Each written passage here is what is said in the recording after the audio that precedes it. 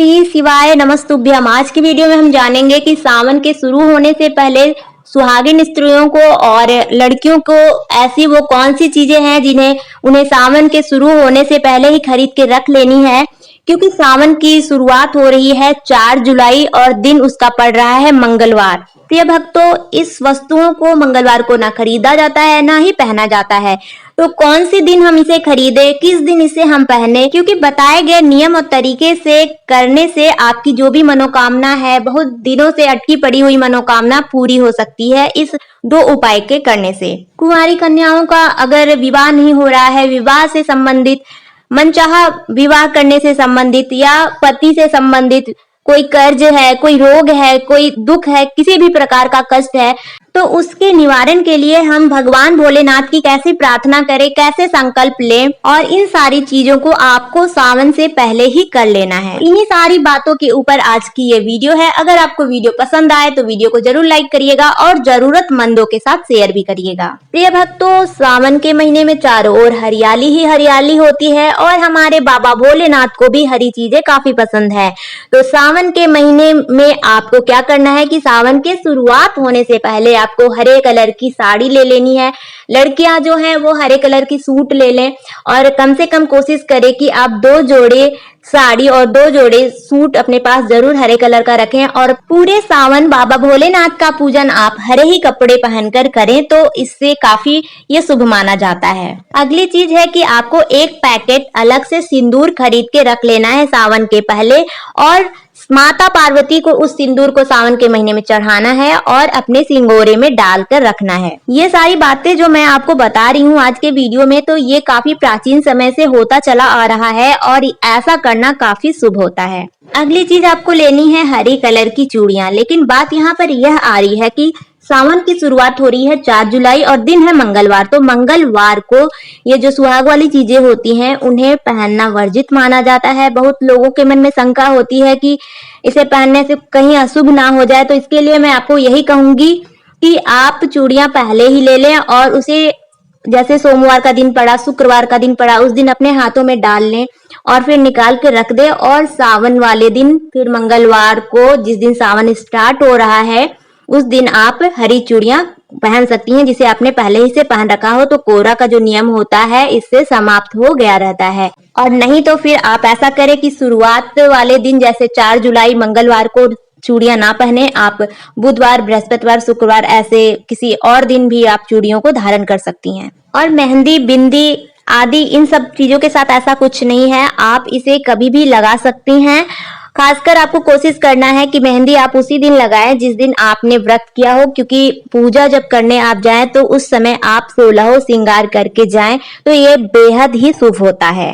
प्रिय भक्तों, मैं आपको यहाँ पर एक बात बता देना चाहती हूँ कि मैंने आपको जो हरी चूड़ियां, हरे कपड़े, मेहंदी और मेकअप के सामान, बिंदी, जो कुछ भी लेने को कहा है कि सावन में आपको इस तरह से रहना है, पहनना है, तो आपको अपनी बजट के हिसाब से ही करना है। ऐसा नहीं है कि सारे लोगों को ये करना अनिवार्य है। अगर किसी की क्षमता नहीं है तो आप नहीं भी कर सकते हैं, इसमें कोई बाध्यता नहीं है। और यहीं पर अगर भगवान भोलेनाथ ने आपको सक्षम बनाया है, आप इस लायक हैं कि आप हरी वस्तुओं को पहन सकते हैं, आप 16 श्रृंगार करके अच्छे से आप बाबा की पूजन कर सकते हैं, तो आपको इसे करना चाहिए। और जो लोग असमर्थ हैं उनके लिए मैं प्रार्थना करूंगी कि इस सावन बाबा भोलेनाथ उनकी झोली में इतनी खुशियां डाल दें कि आगे फिर से उन्हें किसी भी चीज के लिए कुछ भी सोचना ना पड़े। अगली चीज है कि जितनी भी लड़कियां हैं या फिर महिलाएं हैं, उन्हें मन्नत कैसे मांगना है। और आपको मन्नत मांगना भी है तो वो सावन से पहले ही मांग लेना है। आपकी जिंदगी में किसी भी तरह की परेशानी चल रही हो, विवाह से संबंधित,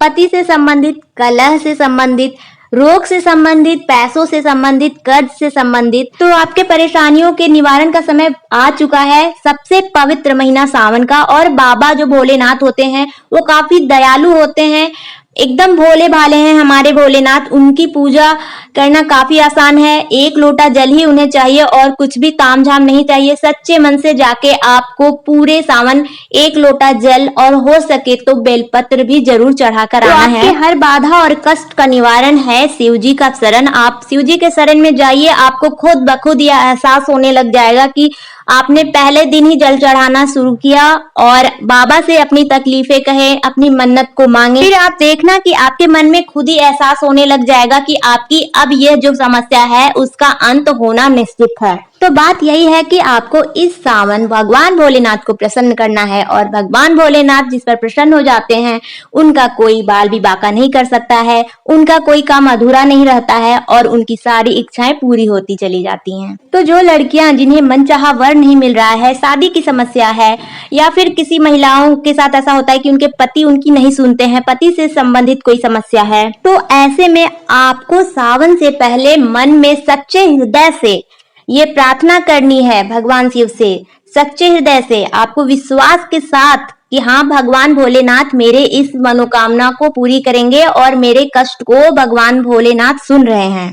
तो आपको यही संकल्प लेना है कि हे शिव शंभु, हे कैलाशपति, आप मेरे इस मनोकामना को पूरी करें।